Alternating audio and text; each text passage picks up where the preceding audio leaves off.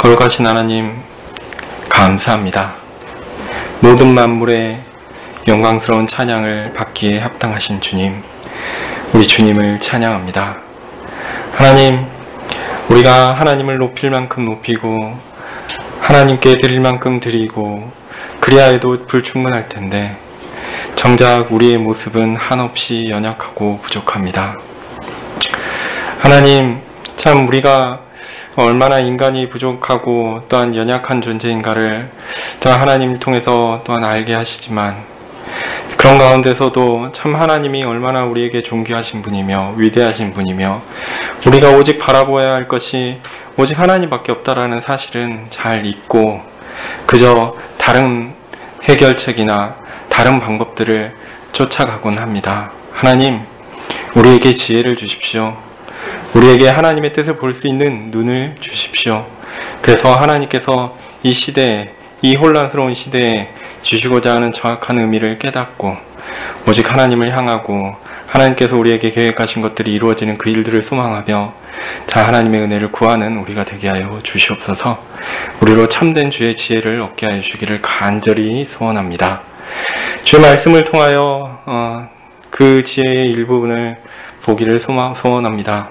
주께서 이 자리에 함께하여 주시옵소서. 주의 말씀을 열어 풀어주시고 또한 우리로 마음으로 잘 알아듣고 또한 하나님을 향할 수 있도록 도와주시옵소서. 주의 은혜를 구합니다. 예수님 이름으로 기도합니다. 아멘. 네, 오늘 말씀은 고린도전서 11장 1절에서 16절입니다. 고린도전서 11장입니다.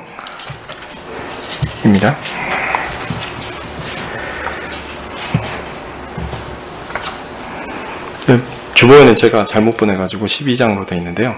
11장입니다. 제가 읽겠습니다.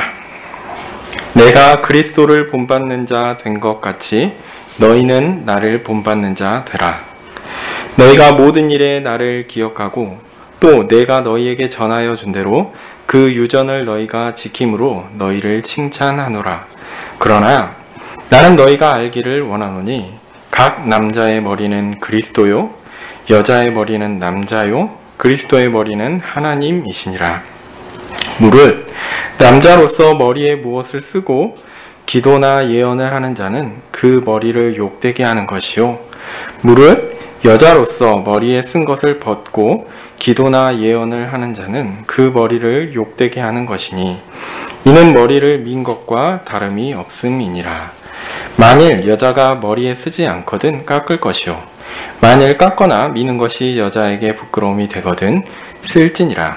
남자는 하나님의 형상과 영광이니 그 머리에 마땅히 쓰지 않거니와 여자는 남자의 영광이니라. 남자가 여자에게서 난 것이 아니오 여자가 남자에게서 났으며 또 남자가 여자를 위하여 지음을 받지 아니하고 여자가 남자를 위하여 지음을 받은 것이니 이러므로 여자는 천사들을 인하여 권세 아래 있는 표를 그 머리 위에 둘지니라. 그러나 주 안에는 남자 없이 여자만 있지 않고 여자 없이 남자만 있지 아니하니라. 여자가 남자에게서 난 것 같이 남자도 여자로 말미암아 났으나 모든 것이 하나님에게서 났느니라.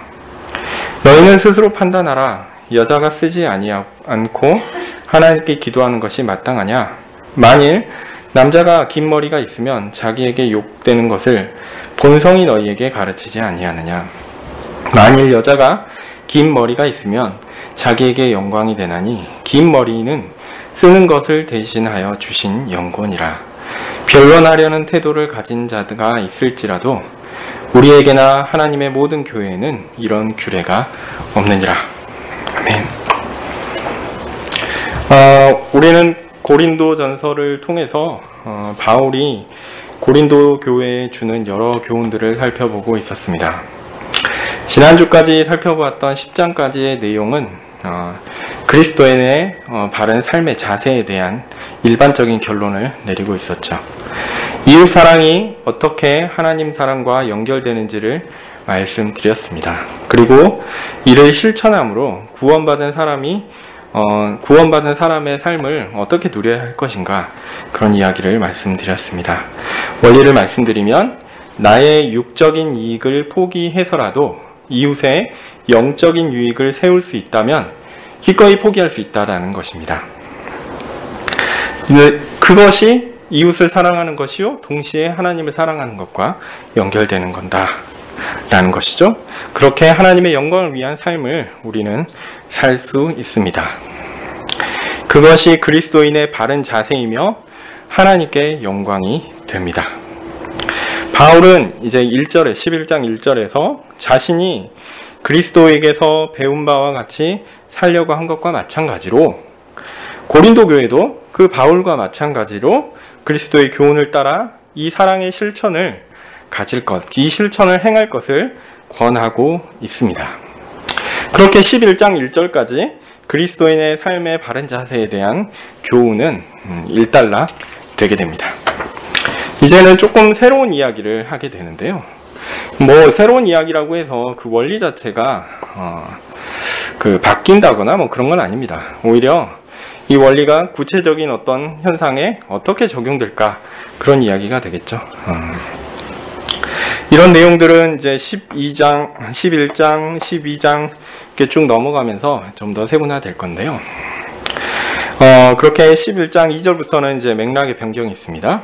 이제는 이웃 사랑의 원리를 따라 살아가는 그리스도인들이 구체적으로 교회에서 예배드릴 때 어떤 자세로 예배를 드려야 하는가 이 부분에 집중을 합니다.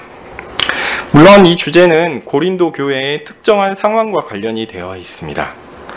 이 부분이 좀 어렵습니다. 하여튼 그 원리는 그렇지만 그럼에도 불구하고 바울이 가르치는 이 원리는 고린도 교회에만 적용되는 것은 아닙니다. 공통적이며 일반적으로 적용되는 것입니다. 그래서 오늘 본문은 굉장히 좀 어렵습니다.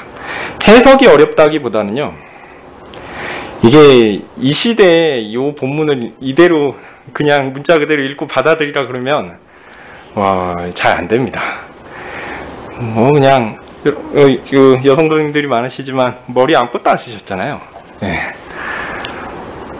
이게 사실은 이게 굉장히 어렵습니다. 제가 그 부분들을 뭐 상세하게 설명하기에는 연구가 아직은 부족하고 또 그렇게 설명한다고 해서 어떤 유익이 있을까 뭐 그런 생각이 좀 있습니다. 이 부분들에 대해서 말씀드릴 건데요. 하여튼 뭐 이 부분은 어렵습니다. 왜냐하면 바울이 이걸 이야기하기 전에 고린도 교회의 특정 상황에 대해서 이게 분명하게 언급을 하고 얘기를 하면 좋겠는데 그런 것 없이 구체적인 권면으로 싹 들어가 버리거든요. 바울의 구체적인 권면은 그리고 이 시대 21세기를 살아가는 우리에게는 상당히 거리 있는 것처럼 보입니다. 그렇기 때문에 이 본문을 이해하는 것은 생각보다 쉽지 않습니다. 사실 우리는 연구자들도 다 그렇습니다. 사실 당시 상황을 완전하게 이해하지 못합니다. 그러니까 바울이 왜 이러한 표현을 썼는가 이 부분을 이해하는 게 그렇게 쉬운 일이 아니다라는 거죠. 많은 학자들이 이런 얘기도 하고 저런 얘기도 해놓지만 제 생각에는 다 잘 모르는 것 같아요. 그 모르는 거는 저나 그 사람들이나 별반 차이 없는 것 같습니다. 저는 개인적으로 당대 상황을 이해하는 것이 성경에 큰 도움이 된다라고 생각합니다. 그러나 다 이해하지 못하는 경우가 발생합니다. 여기에서 성경 해석의 난제가 발생합니다. 그러나 성경을 바르게 해석할 수 있는 방법이 있는데요. 그것은 그 성경 자체에 대한 믿음이 있으면 가능합니다. 무슨 말이냐? 성경이 신학적으로 상호 모순되지 않은 통일성을 지니고 있다라는 확신이 있으면 이 부분을 어느 정도 해석할 수 있습니다. 바울이 여기에서는 이렇게 얘기하고 저기에서는 저렇게 이야기하는 그런 분이 아니다라는 걸 믿는 것이죠. 그래서 바울 서신에서 그리고 전체 성경에서 동일한 신학적 입장을 찾을 수 있다라고 우리는 믿습니다. 그래서 특정 본문의 특정 맥락이 우리에게 완전히 이해되지 않는다 할지라도 어떤 학자들도 여기에 대해서 아주 명쾌하게 이건 이거야 라고 이야기해 주지 않는다 하더라도 성경이 가진 이 신학적 통일성을 염두에 두고 본문을 신중하고 합리적으로 이해하고 또한 우리에게 적용하려고 시도한다면 그 안에서 바울이 가르치고자 하는 교훈을 우리는 읽을 수 있으리라 생각합니다. 그리고 그 교훈을 우리에게 적용하는 것 또한 가능하다라고 생각합니다. 더하여 시대적 맥락을 이해하는 것도 어려운 것이지만요. 사실은 요 상황 자체, 요런 비슷한 상황이나 그런 것에 대한 우리의 각인이 또 있어요. 이 시대가 보여주는 그 각인이 있기 때문에 우리의 그 선입견이 2000년 전에 있었던 요 사건을 제대로 보는데 굉장히 걸림돌이 됩니다. 이 부분도 의미가 있습니다. 그러니까 바울은 아무 문제 없이 이렇게 문장을 쓰고 이런 표현을 했는데 우리 21세기에 우리가 볼 때는 바울이 이렇게 쓴 거는 조금 이상한데? 이런 식으로 느껴진다라는 거죠. 이 부분도 이따 잠깐 얘기할 수 있을 것 같고요. 하여튼 바울에게는 아무 문제 없고 의도가 또한 있지 않은 건데 우리는 그런 표현을 보면 특정한 의도를 딱 떠올리게 되는 그런 상황이 발생합니다. 그리고 소위 페미니즘의 입장에서 볼 때 오늘 본문은 정말 이해할 수 없는 본문이라고 할 수 있겠죠. 저도 좀 어려운 부분들이 있습니다. 설명할 때도 항상 이게 이 반발할 사람들이 있는데 그러면서 조심조심 표현을 해야 된다라는 생각을 항상 가지고 있습니다. 네, 하여튼 이런 본문을 만나게 되면요, 이것저것 생각하고 또 해석을 하다가 그냥 맥락에 따라서 해석을 하면 좋은데 여기서 딴 생각을 하는 사람들이 있을 것 같은데 그러면서 이런 변명 저런 변명을 하는 일이 많습니다. 특별히 제가 그런 사람입니다. 제가 강의를 하다가 쭉 이 얘기를 하면 좋은데 이 얘기를 하면 나에 대해서 혹시 당신 이렇게 생각하는 사람 아니야? 이렇게 얘기할까봐 제가 혹시 오해하실까봐 그러면서 막 주저리 막 얘기하는 경향이 있는데요. 사실 예민할 필요가 없는 상황인데도 불구하고 그냥 그저 본문이 가르치는 원리를 그대로 드러내면 되는데 이런 본문을 만나면 참 난감한 일이 발생합니다. 성경의 중요한 해석 원리가 여기서 필요한데요. 뭐냐면 성경에는 통일성이 있는데 그 통일성을 볼 때 성경에서 분명한 것이 있고요. 어떤 부분은 좀 불분명한 것이 있을 수 있어요. 그러면 어떻게 하냐면 그 분명한 해석, 어떤 본문의 분명한 해석 원리에 기반해서 좀 더 불분명한 것들을 해석할 필요가 있다라는 겁니다. 이게 중요한 해석 원리인데, 그리고 또 하나 오늘 본문과 관련해서 제가 미리 말씀드린 거는 본문을 제가 한 절 한 절 세세하게 말씀드리지는 않을 겁니다. 이렇게 하지 않는 이유는요, 우리가 세세하게 밝히지 못하는 문화적인 요소가 본문 안에 들어있기 때문에 그렇습니다. 이거 사실 잘 이해를 못하는 거죠. 그런데 이런 것들이 본문의 해석에 있어서 아주 중요한 부분이면은 꼭 봐야겠지만 많은 경우에 꼭 중요한 부분은 아닐 수 있어요. 그냥 이렇구나 라고 넘어가는 게 오히려 본문을 이해하는 데 나을 수도 있습니다. 하여튼 신중할 필요는 있지만 아무도 이해하지 못할 만한, 우리가 이걸 보면 어떻게 해석해야지 무서워할 만한 그런 성경의 본문은 없다라는 거죠. 벌써 제가 본문을 읽기 전에 이렇게 말이 많습니다.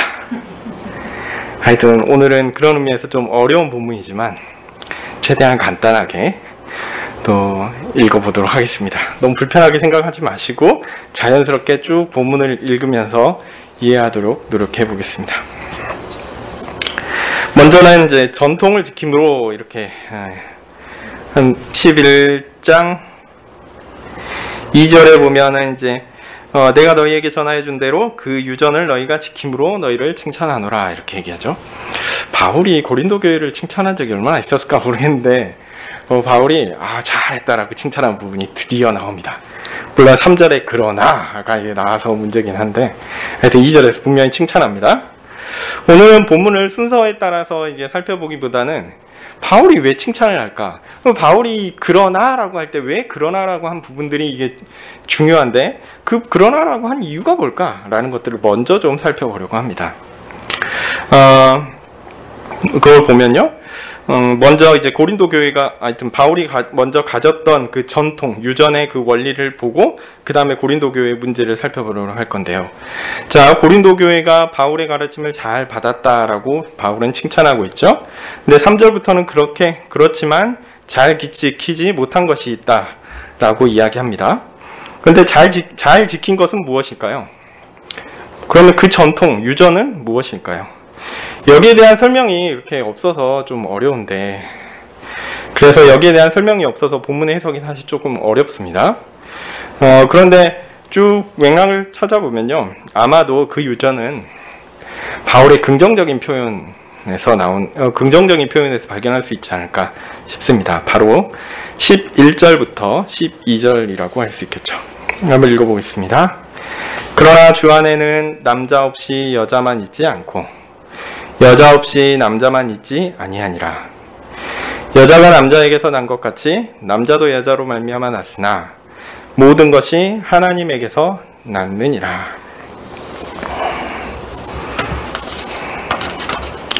여기 보면 우리가 이 부분을 11절, 12절을 읽고는 예, 맞는 말이지. 전부 다 고개를 끄덕이는 그런 표현입니다. 제 생각에 이 부분은 잘한 것 같아요. 하나님께서 사람을 남자와 여자로 지으셨습니다. 그리고 남자와 여자를 하나님의 형상으로 지으셨습니다.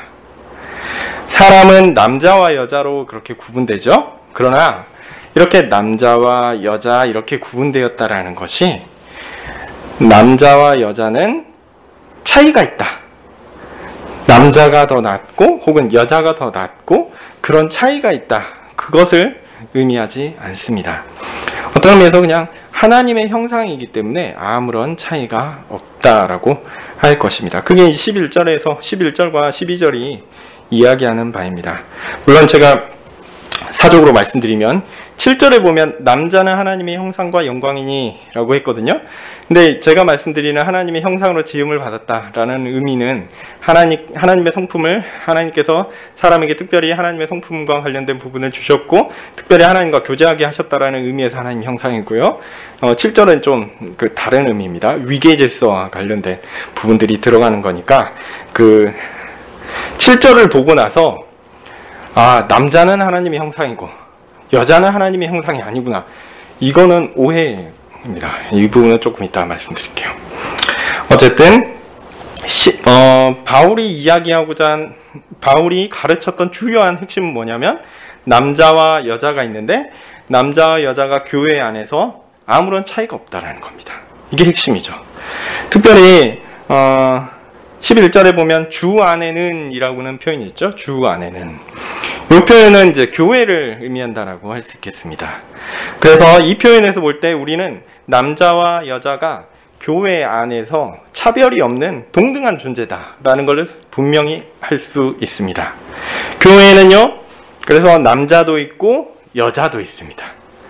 남자만 있고 여자는 없는 그런 교회는 없습니다. 반대로 여자만 있고 남자만 있는 그런 교회도 없습니다. 남자 교회, 여자 교회 그런 건 없습니다. 제가 내비게이터 예배를 한번 참석해 봤는데 이게 직접 얘기하는 건 우리 성도들 들으시니까 내비게이터의 특징은요, 남자 앉고 여자 완전히 구분해 가지고 앉아요. 제 의도는 충분히 이해를 하지만서도 그렇게 하나님의 교회에는요 그렇게 딱 구분해 가지고 남자 여자 이런 구분은 아닙니다. 이런 구분은 없어요. 물론 기능에 따라 남자들만 모이는 남성교회, 여자들만 모이는 여성교회가 있습니다.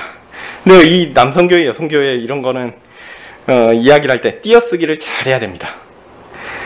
남선교회가 아니고요, 여선교회가 아니고요, 남선교회고요, 여선교회입니다. 교회가 아니라는 거예요. 그냥 농담 삼아 말씀드렸지만 하여튼 이 부분을 좀 주의하시라. 그러니까 따로 구분되긴 하지만 이게 한 교회 안에 있다라는 겁니다. 바울은 교회에서 남자와 여자가 차별이 없는 이유를 남자가 여자에게 낳고 여자가 남자에게서 낳고 남자도 여자에게서 낳기 때문이라고 설명합니다. 남자와 여자는 하나님께서 사람 안에 두신 일종의 존재 양식입니다. 표현이 좀 그렇지만 그 존재 양식은 상호 긴밀한 연관을 갖고 있다는 거죠. 표현이 존재 양식이라고 얘기하니까 그렇지만 사람은 두 종류가 있다는 겁니다. 남자가 있고 여자가 있다는 거예요. 그리고 하나님께서 처음부터 물론 태초에는 아담을 만드셨지만 아담을 통해서 여자라는 존재를 만들어주셨거든요. 둘 사이에 어떤 기능은 차이가 있을지 모르지만 둘 사이에 차등이 있지는 않다는 겁니다. 그러니까 남자가 여자에게서 나고 또 여자는 또 남자에게서 나고 이런 식으로 표현할 수 있는 것이죠. 같습니다. 그저 하나님 앞에서 사람을 사람 되게 하시는 방식으로 남자와 여자를 하나님께서 만드셨고 그렇게 존재하게 하셨습니다. 이 둘 사이에는 차이가 없어요. 예. 그러므로 교회 안에서 남녀의 차별은 존재해서는 안 됩니다. 남자가 더 중요하고 여자 혹은 여자가 더 중요하고 이런 식으로 차이를 두어서는 안 됩니다. 모두 존귀한 하나님의 형상으로 구원받은 성도요, 형제요, 자매입니다. 이런 내용들은 지금 우리에게 원리적으로 너무 당연한 것이다 라고 생각될 수 있습니다. 그런데 과거에도 그랬을까요? 과거에는 결코 그렇지 않았습니다. 남자와 여자의 사회적 차이는 명백했습니다. 여성은 매우 오랜 기간 동안 차별받았습니다. 그 차별은 세계 곳곳에 있는 여러 나라에서 또한 발견할 수 있습니다. 남성은 여성에 비해 우월적 지위를 가졌다라고 생각했고요. 이는 사회에서 여성의 역할에 대한 홀대로 이어졌습니다. 사실상 여성의 인권은 20세기에나 제대로 인정받기 시작했다라고 할 정도입니다. 네, 여성에게 선거권이 주어진 것은 언제부터 일이냐면요. 18세기 중반 이후입니다. 심지어 영국에서는요. 1928년에나 남성과 동일한 선거권이 주어졌습니다. 물론 그 전에 약간 전에도 선거권이 주어졌지만 여자의 나이를 뒀어요. 31살. 1928년에나 21살 이상의 여성에게 선거권이 주어졌던 것이죠. 그러니까 그 전에는 여성이 선거권이 없거나 아니면 여성은 좀 더 성숙해야 돼 남자보다. 그래야지 선거를 할 수 있어. 이렇게 생각했던 거죠. 그런데 성경이 기록되었던 이 고린도 교회에 지금 전달되고 있는 이 고린도전서가 쓰여 있던 이 시대, 로마 시대는 어떨까요? 말할 필요도 없죠. 여성이 얼마나 가치 있는 존재로 인식되었겠습니까? 없다라고 얘기할 수 있겠죠. 자, 그런 사회적 상황에서 바울이 이야기합니다. 교회 안에서 남자와 여자는 동등한 것이다 라는 거죠. 평등하다라는 거죠. 여자가 남자에게서 나오지만 또한 남자도 여자에게서 나온다라고 이야기하므로 교회 안에 남성과 여성이 다르지 않고 하나님 앞에서 동등한 존재다라고 이야기합니다. 이것이 교회에서 마땅하고 정당한 교훈이다라고 바울은 가르쳤던 것입니다. 그렇게 남자와 여자가 평등한 존귀한 자다, 평등한 존귀한 자다라고 가르친 것은 매우 특별한 일입니다. 우리가 볼 때는 그래 당연히 그래야지. 그렇지만 그 당시 사회에서 바울이 이렇게 고린도 교회를 가르쳤다고 하면 그건 매우 대단히 특별한 일이었습니다. 자, 물론 교회 아니니까 그렇죠. 세상은 교회가 아닙니다. 그러니까 사회적 변화를 위한 호소와 노력을 할 수는 있겠지만 세상을 교회가 원하는 원칙대로 강제로 억지로 바꿀 수는 없습니다. 그것은 가능하지 않아요. 이를 위해서 수많은 수고를 해야 되는 상황도 있겠죠. 게다가 이 당시 로마 시대 같은 경우는 기독교가 공인된 종교도 아니었습니다.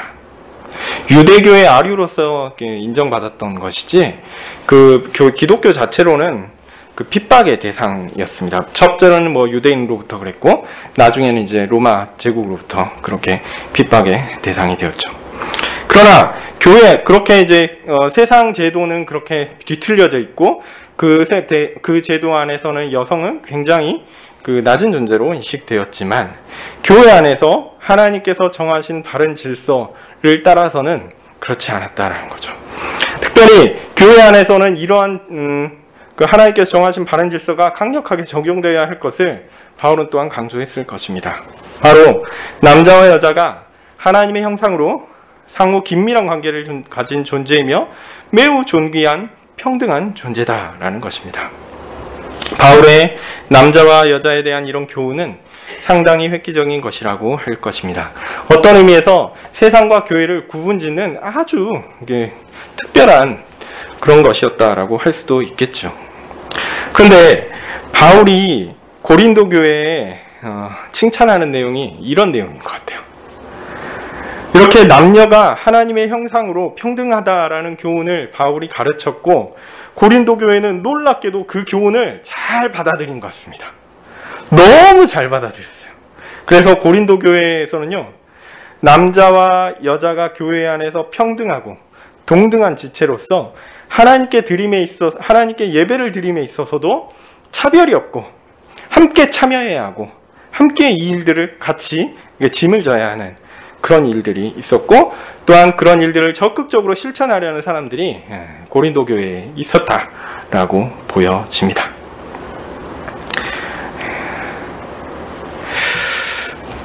이 일에 대한 증거는 이제 쭉 보시면 뒤에 쭉 나오는데요. 5절에 보면 쭉 예배 가운데 5절에 보시면 물은 여자로서 머리에 쓴 것을 벗고 기도나 예언을 하는 자, 여자로서 기도와 예언을 하는 자, 교회가 이 일들을 허락했다라는 거예요.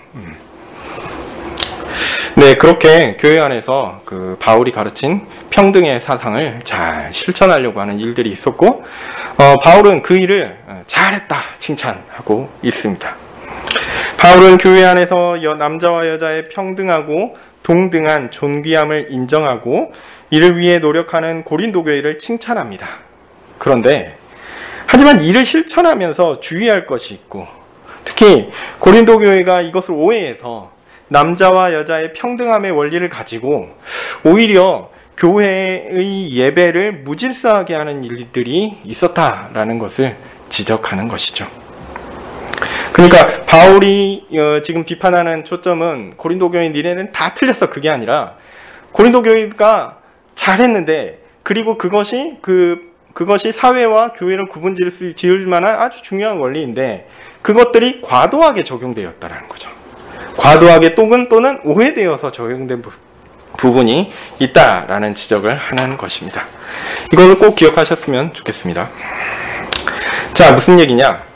예배를 드리는 여성들 가운데 기도나 예언을 하면서 머리를 정돈하지 않고 머리에 뭘 덮지 않고 풀어 헤치는 사람들이 있었던 것 같습니다. 고린도 교회의 예배 모습에 대해서는 앞으로 쭉 살펴볼 것인데요. 다만 그들의 예배가 우리가 지금 드리는 예배하고는 좀 다른 모습이었을 거다라는 건 예상할 수 있습니다. 저희는 좀 정적이잖아요. 정적인데 이 고린도 교회는 상당히 좀 북적북적했던 것 같아요. 여러 사람들이 함께 참여하고 하는 그런 모습이 있었습니다. 좋게 이야기하면요, 활기가 넘치고 살아있고 역동적입니다. 그래서 이곳이 진짜 살아있는 하나님의 공동체인가 할 정도로 역동적인 모습들이 있었어요. 그런데 이거를 나쁘게 얘기하면 좀 정신없었습니다. 그리고 무질서했어요. 그 모습 중에 하나가 요거 아니었는가 이렇게 예상됩니다. 결국 바울은 예배의 역동적인 측면을 인정하면서도 그 안에서 질서와 안정을 강조하는 그런 입장을 가진다라고 할 수 있습니다. 그런 고린도 교회의 예배에 대한 이야기 중에 가장 먼저 꺼내는 것이 뭐냐면 예배에 적극적으로 참여하는 여성들의 무질서한 머리에 대한 것이었습니다.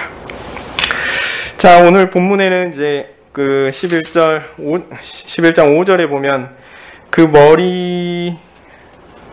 머리에 쓴 것을 벗고라고 이야기했는데, 그냥 이제 머리에 쓰는 것을 그냥 벗어버리고 그것보다는 조금 더 적극적인 게 있지 않았나 싶습니다. 아마 바울은 예배에 참석하는 여성들의 머리를 그냥 이게 벗어버릴 뿐만 아니라 요게 좀 풀어헤쳐지는 그런 모습이나 그런 행위들을 이야기를 들은 것 같고요. 그것은 마치 머리를 깎고 미는 것이나 마찬가지다. 즉 이런 행위는 여성에게 있어서 부끄러운 일이다라고 이야기합니다. 사실 이거는 사회적 맥락이 있어야 말씀드리기 때문에 정확한 부분 이야기인지 아닌지 저도 잘 모르는 부분들이 있습니다. 확인이 안 되는 부분들이 있기 때문에 좀 어렵습니다. 그 이유에 대해서는 본문에서 명확하게 이야기하고 있지 않은데 아마 학자들 가운데는 창녀들 가운데 이런 머리를 했지 않을까라는 사람들이 그렇게 생각하는 사람들이 있고요. 또한 그 머리에 덮지 않고 막 머리를 풀어헤치고 하는 것들이 일종의 예배 가운데 흥분되어서 뭔가 역동적으로 막 움직이는 가운데 발생하는 그런 상황으로 생각을 하면 그런 방식이 이방 종교의 그 여자 사제들이 펼치는 그 광란적 행위들과 유사한 그런 것을 연상하게 하지는 않았을까 이런 생각을 합니다. 당시의 여성은 머리에 어떤 걸 쓰는 것이 일반적이었다라고 볼 수 있습니다. 근데 거기에 더하여 그것을 부차적으로 하더라도 여성의 예배 참여에 대한 적극적인 동료가 있었는데 그것까지는 뭐 나쁘지 않을 수 있죠. 근데 그 모습이 뭔가 선을 넘은 거예요. 봤을 때 저거 조금 이상한데? 그런 선을 넘은 것이죠. 마치 이교의 광적인 종교적인 그런 여자 사제들이 행했던 이방 종교의 그런 행위들을 연상하게 하는 것이 고린도 교회에서 발생하였다라고 바울은 판단한 것 같습니다. 물론 이제 실제적인 어떤 우상 숭배나 그런 범죄가 있었다라는 것이 아니고요. 사람들이 그렇게 행하는 여성들의 모습을 보면서 뭔가를 추론하는 거죠. 다른 신전에서 그렇게 그 여자 사제들이 그 행동하는 거랑 별반 다르지 않네? 라고 느끼는 거죠. 그러니까 이방 종교에서 행해지는 거나 교회에서 행해지는 거나 별반 차이가 없다라고 느껴지는 그런 모습을 발견하게 된다는 거죠. 사회적으로 이런 행동들은 좋게 판단될 수 없는 것이었던 것입니다. 우리가 지금 21세기 살아가는 우리가 고린도 교회의 예배의 모습을 보면 아마 다른 판단을 했을 수도 있어요. 다른 판단, 좀 흥분해서 기도할 수도 있지. 흥분해서 저렇게 움직이고 막 소리치면서 할 수도 있지. 이렇게 생각할지 모르겠습니다. 그런데 그 당시에 바울이 볼 때는 그 행위 자체가 다른 것들을 연상하게 하는 거예요. 다른 어떤 악한 것들을 연상하게 하는 거죠. 그러니까 그 행위 자체가 그렇게 선하지 않다라고 판단한 것입니다. 당시 문화에서는 그런 행위는 경건한 행위로 인정받기 어려운 것이었다라고 보여집니다. 아마도 남자와 여자가 동등하며 평등하다라는 바울의 교훈을 받은 고린도 교회가 여자도 남자와 같이 기도할 수 있지, 예언할 수 있지, 그리고 남자가 모자를 머리에 안 쓰니까 남자랑 똑같이 그런 행동도 똑같이 할 수 있지, 남자와 마찬가지로 머리에 쓰지 않고 벗어도 된다라고 생각하고 또 그렇게 행동한 것이었는지 모르겠습니다. 당시에는 남자가 머리에 무언가를 쓰는 것은 적절하지 않다라는 사회적 분위기가 있었죠. 그리고 만약 남자가 그것을 뭔가를 쓰고 있다면 그 남자는 문제가 있는 사람으로 문제가 있는 사람으로 여겨졌습니다. 반대로 여성은 쓰고 있는 것이 정상적이었고 벗고 있다면 뭔가 문제가 있는 여자였다라는 거죠. 그러니까 머리에 뭔가를 쓰는 것이 우리의 구원을 결정합니까? 그렇지 않죠. 근데 당시 문화적으로 뭐라고 할까요? 제가 다른 예를 드는 거는 너무 조금 나갈 수 있어서 그냥 똑같이 하겠습니다. 그러니까 당시 사람들이 여성이 머리에 뭘 쓰지 않은 모습을 보면 저거는 좀 정숙하지 못하는 행동인데? 라고 생각한 거죠. 그런 행동을 어디에서 그런 행동을 자유롭게 교회에서 남자와 여자는 평등하니까 나는 할 거야 라고 하면 정숙하지 않은 행동을 교회에서 하는 것으로 사람들이 판단하게 된다라는 얘기입니다. 그런 사회적인 분위기와 판단이 바울에게 또한 중요한 부분이었다. 바울의 판단에 있어서 중요한 부분 중에 하나였다라고 여겨집니다. 교회에서 평등을 가르치니까 남자와 여자의 차별을 없애고 그것을 뒤집어 엎는 것, 그리고 남자와 여자가 똑같이 행하는 것, 똑같은 모습으로 똑같이 예배를 드리는 것, 그것을 추구했던 것이죠. 마치 여자와 남자가 당시 사회적인 분위기에 따라서 차별이 있었고 그 행동하는 옷을 입는 것이나 아니면 머리에 쓰는 것 등을 비롯해서 어떤 사회적인 분위기가 남자는 이래야 하고 여자는 이래야 한다라는 것을 교회 안에서는 다 평등하고 똑같으니까 사회적인 그런 인식들 무시하고 똑같이 그냥 남자가 하는 거 똑같이 여자가 하고 여자가 하는 거 똑같이 남자가 하고 무슨 상관이냐, 이렇게 행동하는 것들에 대해서 이제 바울이 지적한다라는 것입니다. 네. 바울의 판단은 어떤 의미에서 당시의 사회적 시각을 반영한 것입니다. 그의 시각에서 봤을 때 남성이 머리에 무엇을 쓰는 것만큼이나 여성이 머리에 쓰지 않고 풀어헤치는 것, 그것이 사회적으로 혼란스러운 것이었다라는 거죠. 그것은 딱 봐도 질서로운 게 아닌 거예요.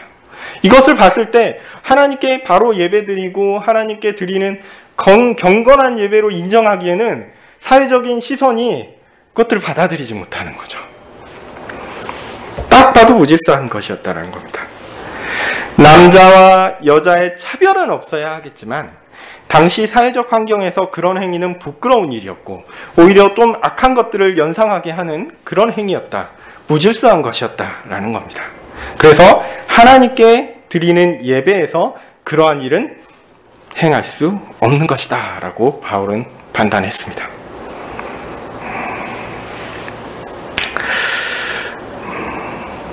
이 부분이 좀 어렵긴 한데요. 네. 예를 들면 우리 교회는 지금은 이제 아무도 안 계시는데 과거에는 교회 예배를 드리는데 모자를 쓰고 오거나 슬리퍼를 신고 오거나 그러면은 지적을 받았습니다. 모자를 벗어야 하고 물론 저는 이제 개인적으로는 경건하게 잘 차려입고 해야 된다고 생각하지만 근래 이제 젊은 사람들 같은 경우에는 모자를 쓰고 오는 사람들이 많이 있어요. 모자 벗으라고 하면 싫어합니다. 근데 또 어른들도 모자를 쓰고 와도 그래 그럴 수 있지 이렇게 넘어갑니다. 이게 좀 사회적인 문화가 바뀐 거죠. 그러니까 옛날 같으면 모자를 쓰고 있으면 저런 모습으로 예배를 드리는 것은 정말 불경한 거야 이렇게 생각하게 했다면 지금은 모자를 쓰고 예배를 드려도 그게 불경한 거구나 이렇게 생각하지는 않는다는 거죠. 하여튼 바울이 여기는 게 아마 그런 문화적인 부분들도 있지 않았나 이렇게 생각됩니다. 고린도 교회가 남자와 여자의 평등함을 잘 배우고 이를 실천하려는 노력은 굉장히 귀하고 좋은 것이었습니다. 그래서 바울은 칭찬을 했죠. 그러나 이 일을 적용함에 있어 그들의 행위의 사회적 함의들을 생각해 봐야 했었는데 이런 부분은 못한 것 같습니다. 우리가 살아가는 삶은 우리의 문화적, 사회적 수준에서 이루어집니다. 그 수준에서 어떤 행위가 불온한 것을 떠올리게 하고 연상하게 한다면 그것은 하지 말아야 합니다. 교회 안에서 이제 이러한 일들은 금해져야 되는 것이죠. 절대적인 기준이라기보다는 상대적이고 문화적인 기준이 될 수 있겠습니다. 고린도 교회는 자신들이 배운 진리를 실천함에 있어서 이런 것들을 그 당시의 사회적인 분위기를 넘어서서 행동을 한 것이 아닌가 이렇게 보여집니다. 교회 안에서 평등의 원리를 실천하는 것이니까 다 괜찮아. 교회하고 세상은 다른 거니까 다 괜찮아. 세상은 우리를 이해하지 못하니까 우리는 진리의 방식을 따라 우리 방식으로 하면 돼. 이런 식으로 생각한 것이죠. 그러나 바울은 이런 행위가 옳지 않다. 또 어떤 의미에서 결코 인정받을 수 없는 것이다. 이렇게 이야기하기까지 합니다. 네, 그렇게 바울은 고린도 교회에 예배 가운데 발생하는 일부 여성들의 행위의 문제점을 지적하면서 이를 남자와 여자의 문제로 그 원리를 설명하고 있습니다. 여성들의 행위가 사회적으로 부적절하게 보일 수 있기 때문에 잘못된 것이다 라는 것도 분명히 그의 판단 속에 있을 것입니다. 근데요, 사실 제가 이렇게 길게 얘기했지만 바울이 이야기하는 주요 포인트는 조금 다릅니다. 바울은 고린도 교회의 과도한 평등의 진리를 실천하고자 하는 것이, 과도하게 평등의 진리를 실천하고자 한 것이 잘못한 것은 남자와 여자의 구분에 대한 오해가 있었기 때문이다 라고 가르치고 있기 때문입니다.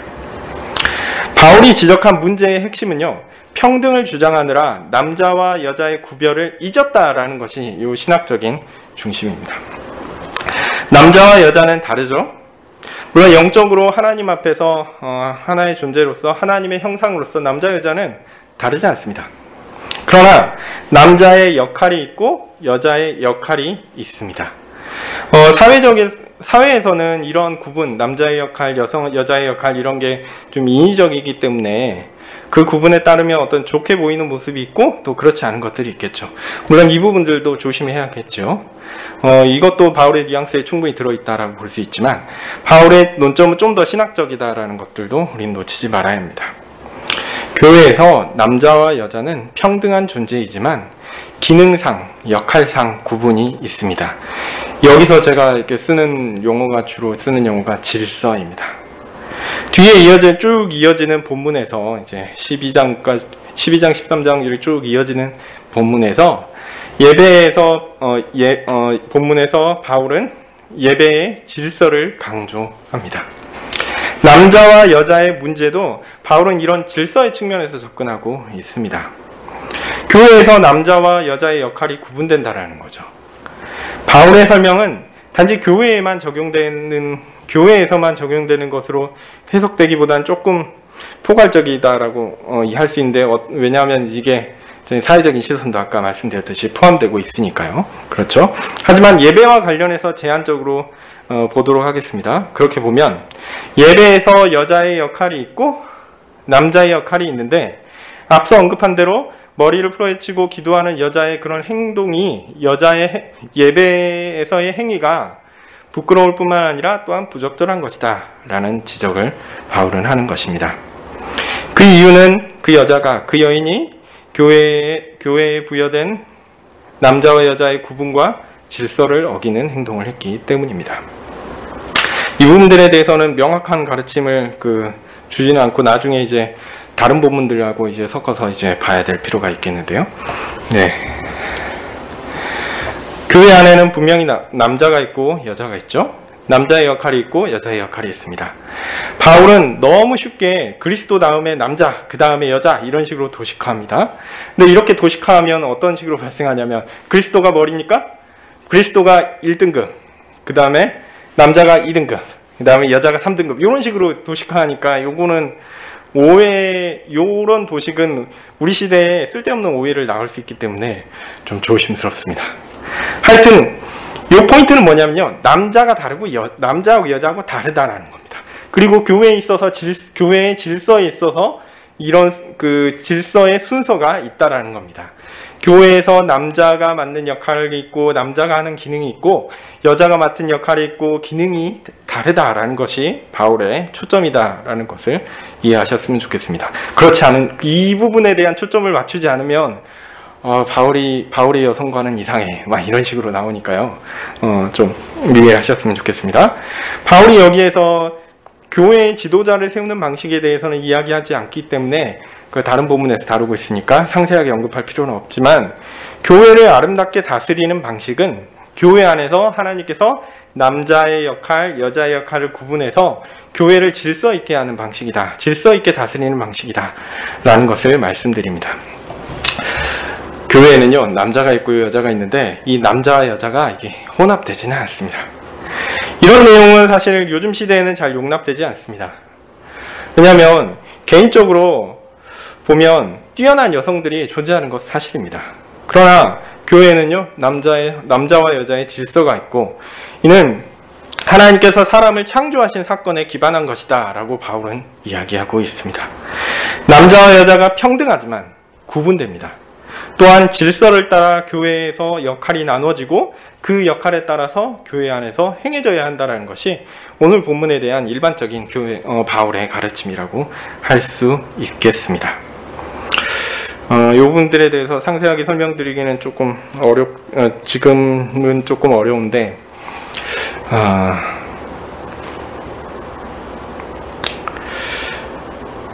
구별이 있고, 그 다음에, 그러니까 남성과 여성이 평등하지만, 평등하다고 해서 똑같은 역할을 교회에서 하는 것이 아니다라는 겁니다. 하나님께서 남성에게 역할을 주시고 여성에게 어떤 역할을 주셨다라는 거죠. 이게 질서 가운데 이루어지는데, 이 질서를 따라서 나눈다고 해서 남성과 여성이 차등하냐, 차별이 있느냐, 그런 거 아니에요. 그런 거 아닙니다. 오해하지 마시기 바랍니다. 기능이 다를 뿐입니다. 본문을 간략하게 정리하고 마치도록 하겠습니다. 바울은 고린도 교회에 남자와 여자의 평등에 대해서 이미 가르쳤습니다. 고린도 교회는 그 교훈을 기꺼이 실천했어요. 잘했어요. 바울이 잘했다고 칭찬했습니다. 그런데 그 실천이 좀 과했어요. 그래서 첫 번째로는 사회적으로 용납 가능한 정도를 넘어가는 일들이 발생했습니다. 이런 예배의 형태는 부끄러운 것이었다라는 거죠. 둘째로, 그런 실천은 신학적으로 남자와 여자의 구분을 없애는 방향으로 간 것 같아요. 그러나 이런 방식은 옳지 않았습니다. 남자와 여자는 다 존귀한 하나님의 형상이었습니다. 그러나 하나님은 남자와 여자의 질서를 두셨습니다. 이 질서는 둘을 차별하는 것이 아닙니다. 그냥 구분하는 것입니다. 다르다라는 거죠. 역할이 다른 것이지, 이런 구분이 둘의 누가 더 중요하고, 남자가 더 중요하고, 혹은 여자가 더 중요하고, 그런 얘기를 하는 것이 아니다라는 겁니다. 결코 아닙니다. 바울이 기본적으로 당시 사회에서 획기적인 평등 사상을 가르쳤다라는 것들을 꼭 염두에 두십시오. 그렇게 보면 이 구분 자체가 차별을 의미하는 것이 아니다라는 것들을 우리는 이해할 수 있습니다. 또한 오늘 살펴본 바울의 표현도 당시 사회적 문화적 기반에서 이루어진 진술임을 우리는 기억해야 합니다. 그러니까 지금 볼 때는 바울이 좀 과도한 표현을 한 거 아닌가 이런 생각을 할 수 있죠. 근데 당시에는 이렇게 하면은 별 문제가 없었던 거예요. 사람들이 이해하는데 별 문제가 없었다라는 거죠. 하여튼 분명한 것은요, 교회에서 남녀는 평등합니다. 그러나 구분이 있고 질서가 있습니다. 이는 하나님의 뜻 가운데 있는 것입니다. 그리고 이러한 원리는 바울이 16절 마지막 말씀처럼 단호하게 말한 것처럼 진리입니다. 하나님의 모든 교회에는 이런 관례가 없느니라. 우리는 그 바울이 이렇게 가르치는 일반적인 원리에 따라서 하나님의 질서를 이 교회 안에 세우고 그 가운데 하나님께서 정하신 관례에 따라, 그 규칙에 따라 하나님을 섬기는 것이 옳습니다. 네, 오늘 말씀 여기까지 하고 기도하겠습니다. 하나님, 오늘 본문을 통해서 하나님께서 예배 가운데 어떤 것들을 기대하시는가를 생각하게 합니다.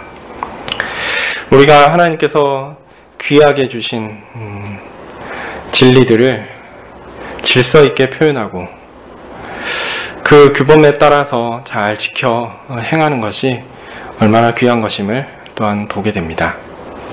특별히 하나님께서 사람을 창조하시고 하나님을 섬기도록 하셨는데, 남자와 여자를 구분하시고 그들에게 각각의 역할을 주시고 기능을 주셔서 또한 하나님의 예배 가운데 그 일들을 감당하게 하시는데, 우리가 지혜롭게 그 일들을 잘 깨달아 알아 또한 하나님을 잘 섬길 수 있도록 도와주시옵소서.